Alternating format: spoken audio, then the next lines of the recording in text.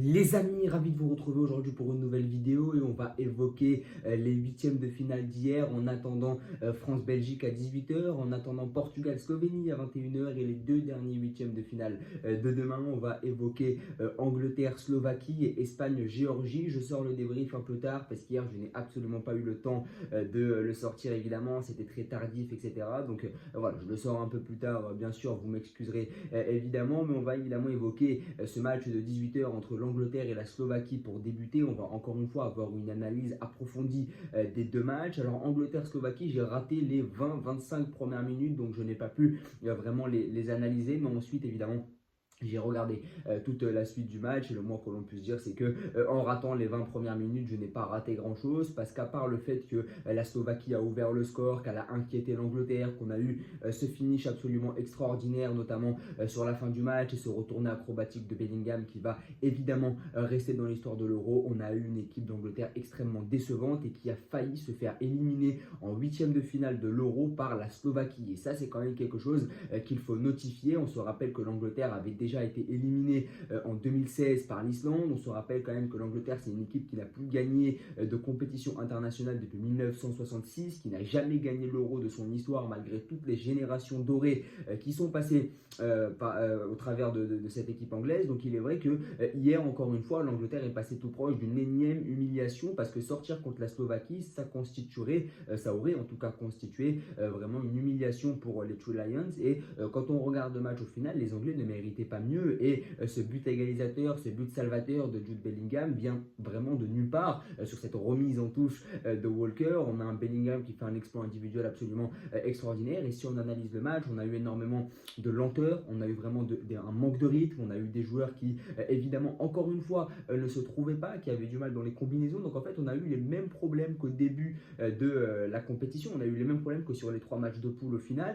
C'est une équipe qui en 180 minutes n'a pas réussi à inscrire un seul but à la Slovénie et à la Slovaquie, parce que le but de Bellingham il intervient tout de même à la 90 plus 3, 90 plus 4. Donc en 180 minutes on a une équipe qui n'a pas réussi, avec Bellingham, Foden, Saka, Palmer en sortie de banc, Harry Kane a marqué ne serait-ce qu'un but à la Slovénie et à la Slovaquie. Bon, ensuite ça s'est débloqué dans le temps additionnel et Harry Kane vient marquer ce but libérateur en prolongation, mais on est quand même face à une équipe qui a une vraie panne offensive. On a aussi une équipe hier qui n'a cadré que deux frappes, et ça c'est assez extraordinaire comme constat. Une équipe anglaise avec, comme je l'ai dit, Foden, Saka, Bellingham, Kane, qui n'a cadré que deux frappes, et ça évidemment c'est inquiétant par rapport à la suite de la compétition. Mais on a une équipe anglaise qui est dans le tableau dit facile entre guillemets, mais un tableau qui n'est pas si simple quand on voit le jeu apathique et amorphe proposé par les hommes de Gareth Southgate, parce que là tu vas jouer la Suisse, et la Suisse c'est une équipe qui va imposer du rythme. Alors moi je pense que la Suisse n'a pas la qualité individuelle d'une équipe anglaise, je pense que l'Angleterre est largement au-dessus en termes de qualité individuelle.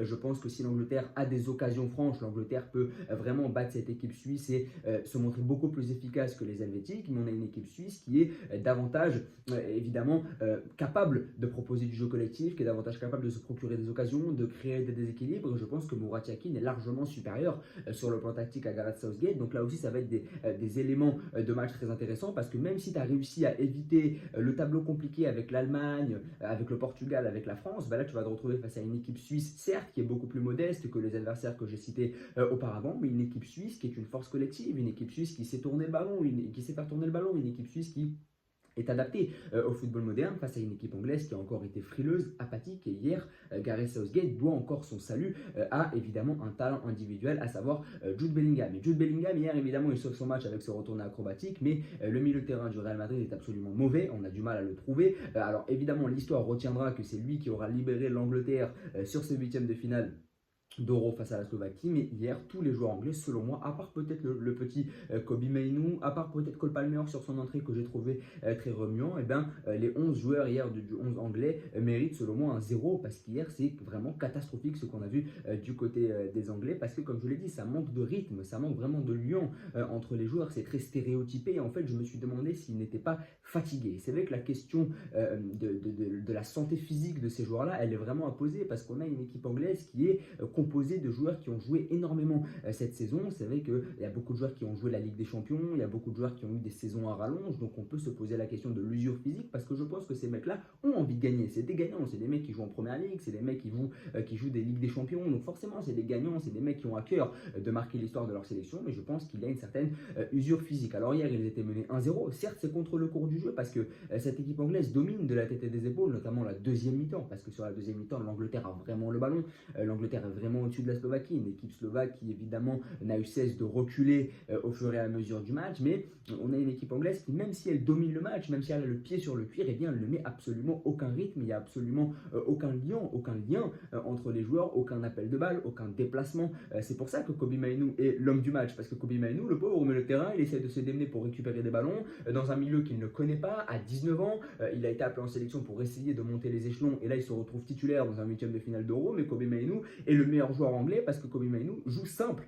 Kobbie Mainoo se déplace, Kobbie Mainoo fait des appels, il essaye tant bien que mal de sortir de ce marasme au milieu de terrain et d'essayer d'alerter ses coéquipiers, notamment sur les côtés, mais c'est très compliqué, que ce soit Bukayo Saka ou Phil Foden, sur cet Euro c'est particulièrement difficile. Est-ce que Southgate va décider de changer lors du quart de finale, parce que Foden on l'a encore vu hier, ça peut pas jouer ailier gauche, on l'a encore vu hier que Bukayo Saka c'est quand même particulièrement difficile, que Cole Palmer est peut-être susceptible d'apporter beaucoup plus, notamment par rapport à la saison et à la dynamique qu'il a eu avec Chelsea évidemment. Donc il y a vraiment des questions à se poser. Je pense que défensivement, tu as quand même une solidité, ça il ne faut pas cracher dessus, même si tu as pris un but, etc.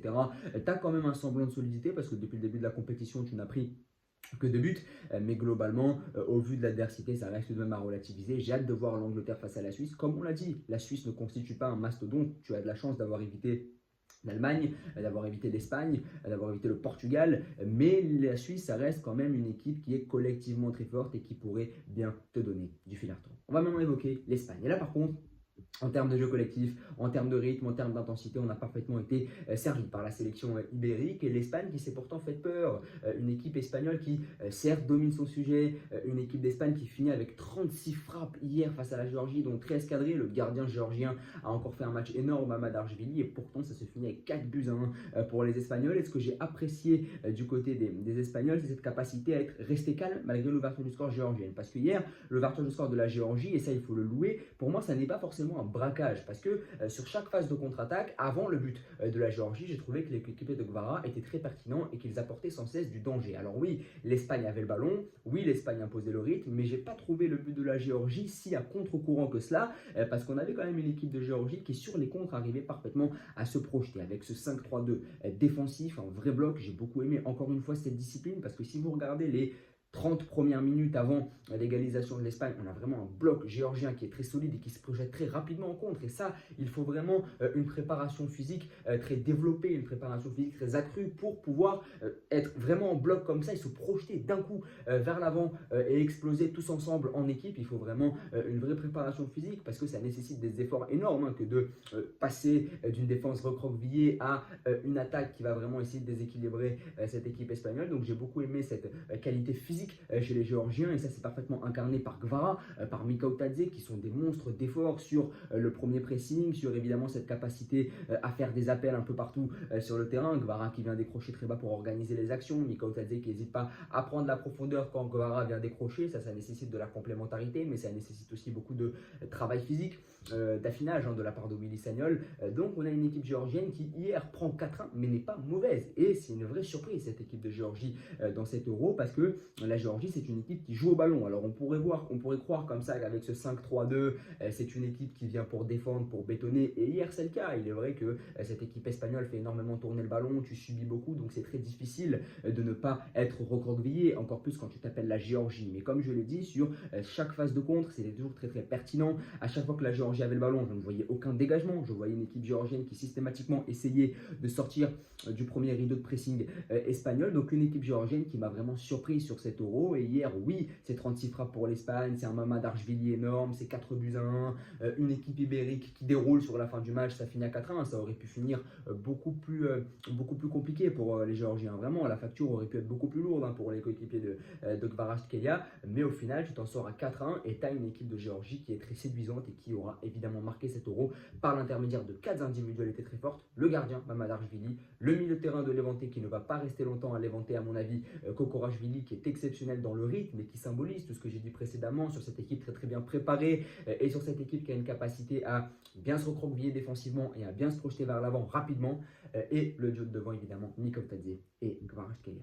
On va maintenant évoquer l'Espagne. Alors l'Espagne que j'ai trouvé très intéressante, cette capacité à être resté calme malgré l'ouverture du score, pas contre le cours du jeu, mais face à une Espagne quand même qui domine. Et puis derrière 4 buts à 1, il y a évidemment des buts qui dans la construction collective sont absolument merveilleux. Yamal, le centre du pied gauche pour Fabien Ruiz. Fabien Ruiz avec le Paris Saint-Germain contre le Borussia Dortmund en demi-finale de la Ligue des Champions. Il a eu 2 têtes, il n'en a mis aucune. Là, une super tête sur un super centre de Yamal. Donc on voit que la confiance, elle fluctue selon l'équipe dans laquelle tu joues. Un Yamal et un Williams absolument extraordinaire, percutant.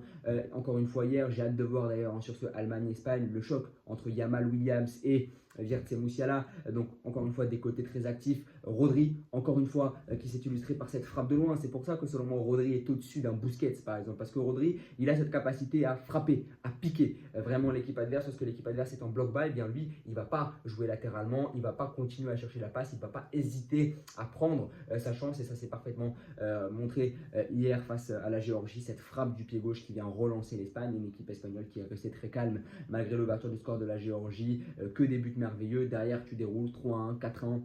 Mais une équipe espagnole qui est très bonne dans ce pressing. Attention tout de même à la couverture de la profondeur, ça peut être compliqué. Attention aussi quand tu défends vers ton but. On sait que pour un défenseur, c'est compliqué de défendre vers son but et c'est de là qu'est intervenu le but contre son camp de le Normand. Donc attention quand même parce que ça peut être quelque chose que les Allemands pourraient exploiter avec Wirtz et Moussiala.